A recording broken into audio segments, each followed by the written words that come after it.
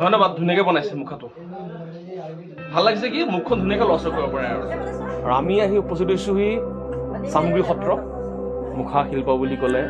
সকলোৱে জানে প্ৰখ্যাত অসমত মোৰ লগত আছে আমাৰ চামগুৰি সত্ৰৰে ডেকা সত্ৰীয়া ল'ৰা হয় তেখেতে চামগুৰি সত্ৰ তথা মুখা শিল্পৰ বিষয়ে আপোনালোকৰ সন্মুখত অৱগত কৰিব হয় ধন্যবাদ মোৰ নাম ধীৰেন গোস্বামী মই চামগুৰি সত্ৰৰে এজন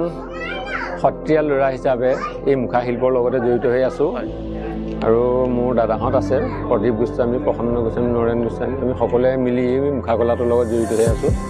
আৰু আমাৰ হ'ল এখন চামগুৰি সত্ৰ আমাৰ এই চামগুৰি সত্ৰখন 1663 খ্ৰীষ্টাব্দত ৰজা চক্ৰধৰ সিংহৰ দিনত প্ৰতিষ্ঠিত এখন সত্ৰ চক্ৰধৰ সিংহ আহোম ৰজা আৰু প্ৰথমজন সত্ৰাধিকাৰ আছিলে চক্ৰপাণী আটা সেই চক্ৰপাণী আটাৰ ওচৰত ৰজা চক্ৰধৰ সিংহই শৰণ লৈ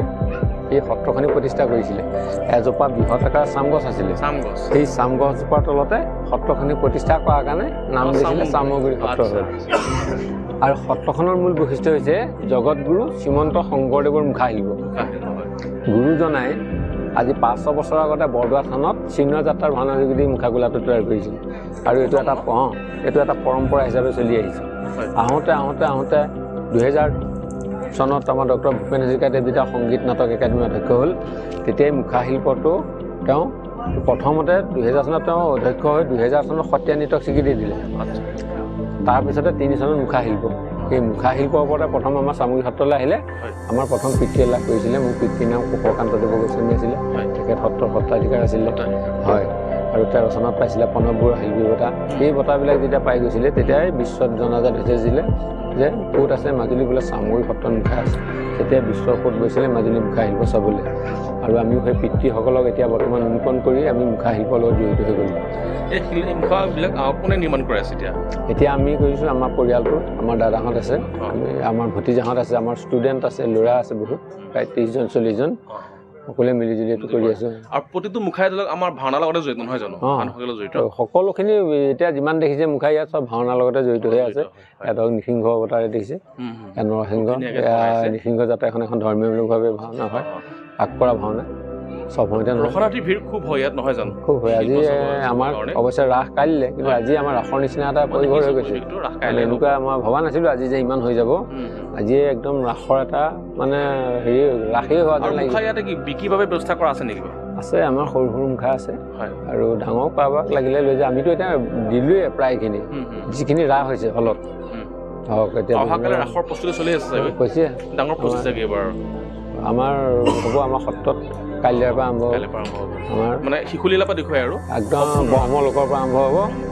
তাৰপিছতে শিশুলীলাখন কংসালৈ আহিব দৃশ্য তাৰপৰা শিশুলীলা খণ্ড আহিব তাৰপৰা মহাৰাস ইয়াত আছে মুখা শিল্প যে প্ৰশিক্ষণৰ কিবা ব্যৱস্থা আছে নেকি আছে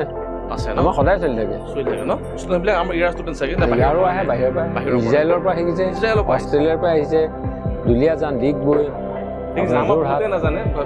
কিন্তু ইজৰাইলৰ পৰা ষ্টুডেণ্ট আহি পেলাই ইয়াত মুখা শিল্প প্ৰশিক্ষণ লৈ গৈছে আৰু ৰাসখন চাবলৈ আহিলে পাৰিলে মুখা শিল্পৰ হিচাপে প্ৰখ্যাত আমি সত্ৰখন এবাৰ চাই যাব বৰ ধুনীয়াকৈ নিৰ্মাণ কৰিছে গোটেইখিনি মুখা ইয়াতে এজন কলাকুশলী আমাৰ লগতে আছে আপোনাক বহুত ধন্যবাদ সময় দিয়াৰ কাৰণে আৰু ৰাসলৈ আহিব মাজুলী ৰাসলৈ আহিব ধুনীয়া ৰাস হয় মই প্ৰথমবাৰৰ কাৰণে আহিছোঁ তেজপুৰ জামুগুৰি এই যিখন সত্ৰ হয় অহাকালি ৰাস হ'ব কিন্তু আজি ইয়াত ৰাসৰ দৰে মানুহৰ ভিৰ হৈছে আৰু ইয়াত কি হয় এই মুখা চাবলৈ এই পবিত্ৰ মুখা দেখিছেনে কিমান ডাঙৰ ডাঙৰ মুখা এয়া নৰসিংহ আপোনাৰ মুখা আছে বৰাহৰ মুখা আছে প্ৰায় ভাওনা ৰাসৰ লগত জড়িত চৰিত্ৰসমূহৰ মুখা ইয়াত ধুনীয়াকৈ নিৰ্মাণ কৰি ৰাখিছে আৰু ধুনীয়াকৈ অপূৰ্ব মানে আৰু ইয়াতে অসমৰ লগতে বাহিৰৰ পৰা আহি শিক্ষাৰ্থীয়ে ইয়াতে মুখা প্ৰশিক্ষণ লৈ গৈছে